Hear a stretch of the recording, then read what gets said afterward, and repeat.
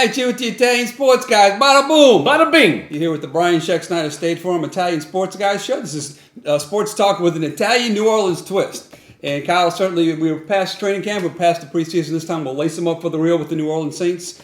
After all the training camp and all the preseason games, we finally have a roster of 53 guys. What do you think? I like what they have. Some tough decision for Sean Payton, Mickey Loomis, and Jeff Ireland, but it's good to be in that position. It's been a long time since Saints fans have been able to sit there and look and see how many people we let go, how many players we let go that were immediately scooped up by other teams. That tells you what they've built here. So yeah.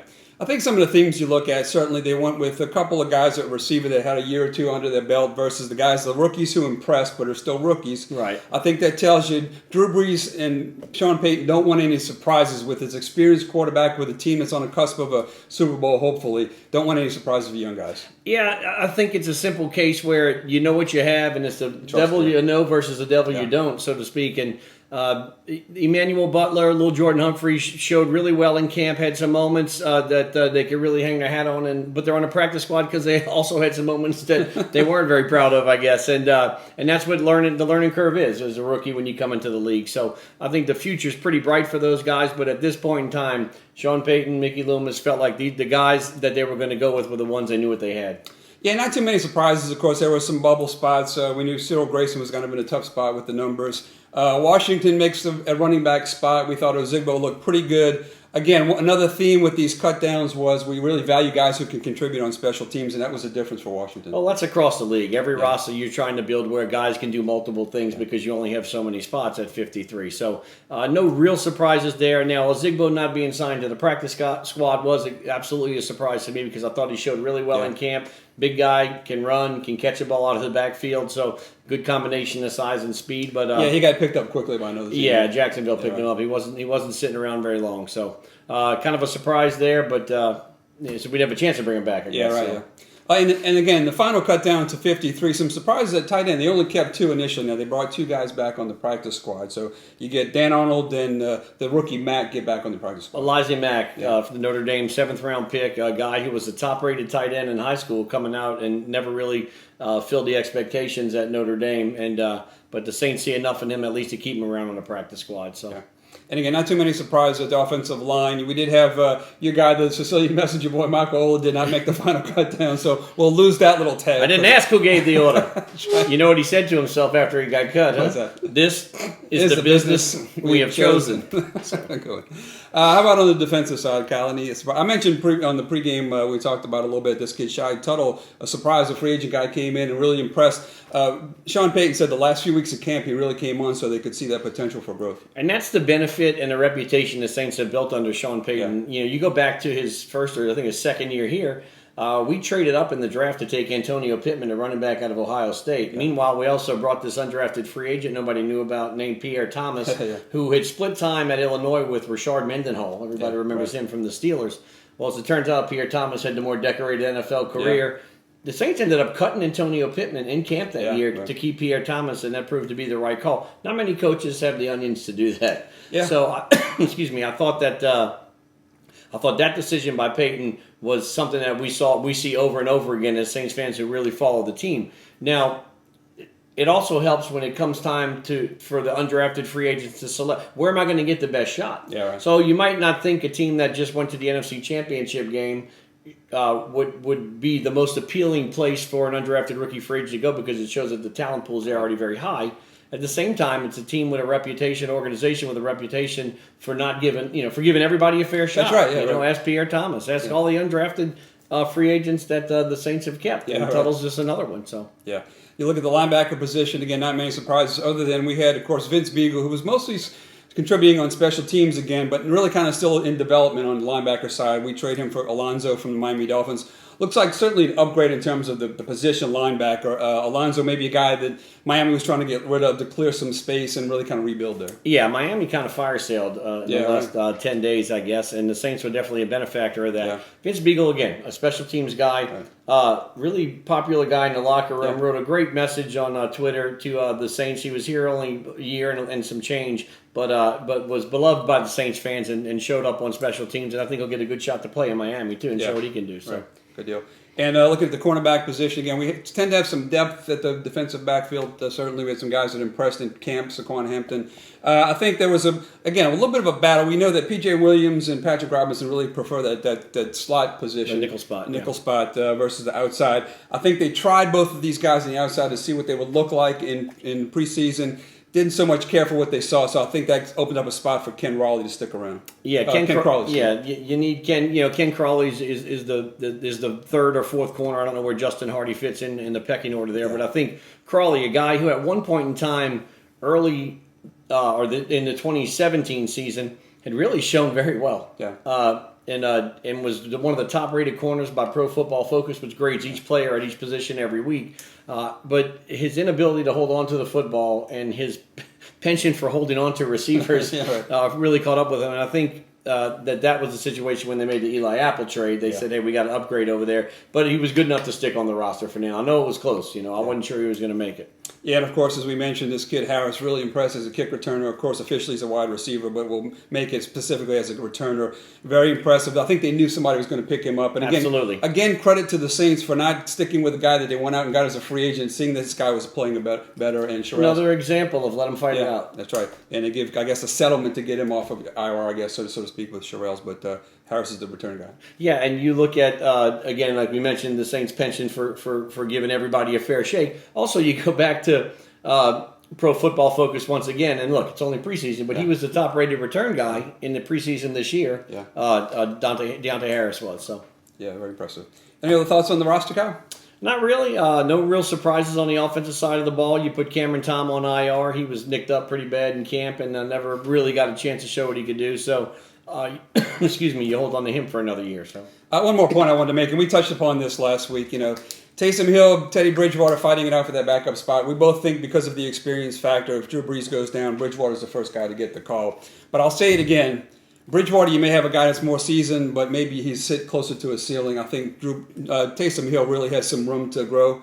And I think this kid really has some superstar potential. I've seen, I saw what I wanted to see in preseason as a guy who, once the pocket breaks down, he still continues to keep the pass play alive versus taking off downfield. And the maturity I saw just in these 4 games was really impressive. I think he's the kind of guy who, if you let him get away, you could look up 5 years from now and say, how do we let that guy get out the building? Right. I totally agree with that. Look, if Drew Brees goes down, I still think that Teddy Bridgewater is the first guy off the bench. Yeah. I also think that you would see more of the Taysom Hill package in that. Yeah, and let it kind of work itself out. And look, it's not like Taysom Hill can't throw the ball. Right. You just assume that Teddy Bridgewater is your more seasoned quarterback and probably better suited for this offense as an every down guy, as an every series guy, I guess you'd call it. But if Teddy Bridgewater's not moving the team, if Drew Brees happens to go down, I don't think Sean Payton would hesitate to pull the trigger and make it the Taysom Hill show. And in preseason, he proved that he sure as hell can move the team down the field. Yeah, throws a pretty ball and showed some nice touch, which is again a sign of maturity as a quarterback. Didn't have that last year. Yeah, that's right. Looking ahead, of course, we start off the season on Monday night. Tonight is Thursday. We start the NFL slate tonight with the Bears and Packers. But what do you think about the Texans, Kyle? Certainly a solid team, a team with a great quarterback, a team that's been a playoff team in the past. Certainly high expectations there as well. Yeah, they kind of moved to the forefront of everybody's pick to win the AFC South with Andrew Luck's retirement. Look, Deshaun Watson, when he's healthy, has been almost unstoppable in this league. DeAndre Hopkins, for a lot of people, is the top-rated wide receiver in the NFL. So they lost Lamar Miller, the running back, but they traded for Duke Johnson from Cleveland. So there's a guy with at least a lot of talent. Add in the other guys that they acquired. They have Will Fuller. He's a speed merchant. Now, when he is healthy, again, guy who really stretches the field, but he gets nicked up pretty easily. But they traded for Kenny Stills. Right. We talked about guy one-time Saint with the Dolphins, kind of a little bit of a locker room. I guess you call butted heads with the owner. Let's just say that. Yeah. I'll leave it at that. Thank you. And Laramie Tunsil, everything tackle out of Miami, who was, I think, the 14th or 15th overall pick. So, out of Ole Miss, drafted by Miami. So, I don't know how active they'll be in the offense, at least Stills, but, there will be a package where he is involved, so Saints fans will get to see him this Monday night in the Dome. Gave up a lot. It gave up, I think, 2 number ones in that trade for Stills and Tunsil. And also, they unload Jadeveon Clowney, who was upset about contractual situations. They unloaded him, so he's no longer a factor. So at least, with J.J. Watt is the guy you got to watch out for, the guy you need to be aware of. He's really feasted on Saints offensive linemen over time, too. At least you can focus your efforts on him to some extent on offense. Yeah, I mean, that's somebody you have to control, you have to contain. And he's not the only quality defensive lineman they have. He's their best, but they have other guys who can get through and get to the passer. So the Saints offensive line certainly have their work cut out for Monday night. So you got to keep 9 upright. We say that all the time. That's right. So. And, of course, we'll have the advantage of that Superdome crowd, of course, so that certainly will help. Absolutely. Make it a little difficult for the Texans offense to get rolling. So need to start off 1-0. We got that big road swing to the West Coast next week. Well, we'll see Jadeveon Clowney, I believe, in week 3.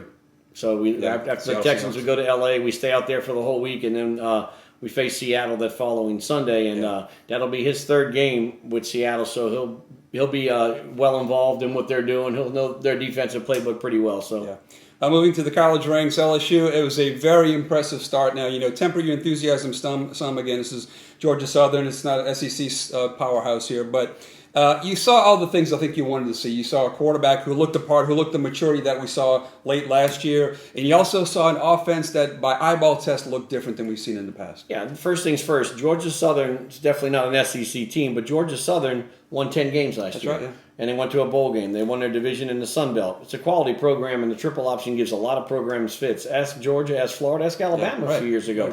Took Alabama into the 3rd quarter in a tough ball game, and Dave Aranda's defense completely controlled them throughout the entire game. I think held them to under 100 yards total offense. So quite a great performance by the Tigers there. Now, on the offensive side of the ball, which is what everyone was waiting to see, this is the first time in a long time, years, where LSU's offense was that consistent and it seemed to be in that rhythm.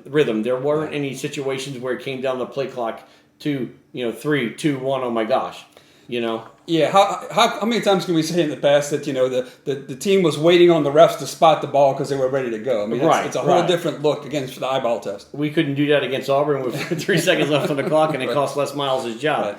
So that's the Joe Brady effect, no doubt to me. The passing game coordinator came over to the Tigers from the New Orleans Saints. Where it doesn't get any better if you want to learn about the passing game with Sean Payton and Pete Carmichael and Joe Lombardi. So a great performance by the Tigers. You can tell the hard work's paid off, and Steve Ensminger can pull a trigger. He's not afraid to call anything at any time. So when you have Brady adding to the playbook and Ensminger's ability to pull the trigger quickly, you get what you saw. Yeah. Okay. And that, again, I don't remember the last time we zipped up and down the field like that. It's been a long time. Yeah. And so kudos to the Tigers. Again, only one game, a lot different environment this coming Saturday in Austin, Texas against the Longhorns. It's going to be a hostile crowd. It's going to be loud, so you won't have the advantage of changing plays as easily.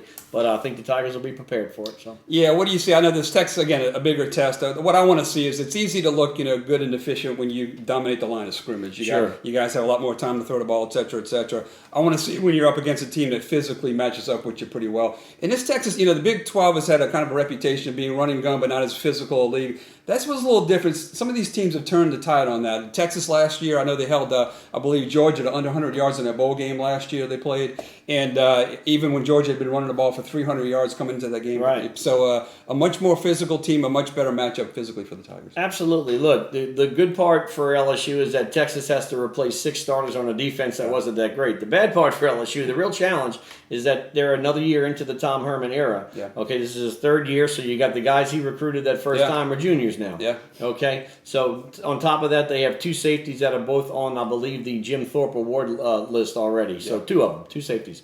But again, you're replacing some starters from a defense that wasn't that great. So I think LSU can handle them at the line of scrimmage. Okay, I think LSU's offensive line will have the advantage over Texas' defensive line. On the flip side of the ball, Texas has a quarterback who reminds many of Tim Tebow, but he's a better thrower. Yeah, some people consider him a long shot for the Heisman Trophy next year. He is a big, thick kid who plays with passion. He's a winner. Right. A great story, if you get a chance, look it up, about Sam Ellinger. He lost his father during a triathlon. The guy was competing at triathlon in his 40s at a young age, and he became the man of the house at a very young age. Yeah. And they went to Austin Westlake, a high school that produced Drew Brees and Nick Foles. Yeah. So the kid's got a great backstory, and he performs. The bigger the stage, the better he seems to play. He's got 2 wide receivers, one 6'5", great physical specimen. I think his name's Colin Johnson. And the other guy's a 4'3" guy, a real speed guy. Yeah. So they lost their top running back, but the other guy who was going to play along with him had a really good game last week against La Tech. So, look, LSU's got their work cut out for them, but I think the Tigers are going to pull it out. I'm going to call it 28-24 LSU. There you go. Any other thoughts on the game, Kyle, this weekend? That's kind of my breakdown right there, Craig. It's going to be a big stage for a few Tigers who haven't seen, the big lights on the road. It'll be their first road test, so I think LSU will prevail, but they have to weather the storm early in Austin because it is going to be a ruckus, loud environment. It's the toughest ticket they've had in a long time in Austin. Yeah. They're fired up. They're jacked up. College game day will be there, the whole thing. So, again, you have to withstand that early on if you're LSU. Yeah, a couple of punts early in the game is okay. Just settle down and get into your game. Just don't lose your cool. Yeah, that's right. All right, folks. So once again, if you listen to us for the first time watching this video, we are the Italian Sports Guys. Sports talk with an Italian New Orleans twist. We'll tell some jokes. We'll quote some Godfather movies, and we'll talk a little South Louisiana sports. Forget about it. Bada-Boom, Bada-Bing. Also, just remember, we'll have our college predictions again up on our Facebook page, Italian Sports Guys Facebook. We also have a YouTube channel now, so you can check us out there as well. And the audio podcast, we do a little more expanded version of all these topics. We do that on Podbean as well, so you can find us there. That's ISG Sports on Podbean. I just want to give a shout out once again to our sponsors, Brian Checkstein State Farm here in Metairie, Louisiana, and also Luca Eats, restaurant for your pregame meal and some catering. 7329 Cone Street, corner of Cone and Lower Line, Uptown New Orleans. Great for the pregame two-lane games if you want to get your catering packages there. 504-866-1166. Look them up. And I want to give a shout out one more time to Lon Elsie, who joined us last week from VSN Varsity Sports Now, Louisiana. They kick off their slate of over 100 prep games. They'll be live streaming to their website. Fantastic coverage. I think 10 different markets, 10 or 12 games each. So they're kicking off tonight, so we wish those guys luck. Yeah, they have the two nationally ranked teams right here in New Orleans. John Curtis Christian from the Catholic League against Edna Carr on the West Bank, Algiers, who's won 4 state championships in a row at the Quad A level. So it's going to be a heck of a ball game. All right, we're back with some more. We are the Italian Sports Guys. Bada-Boom. Bada-Bing.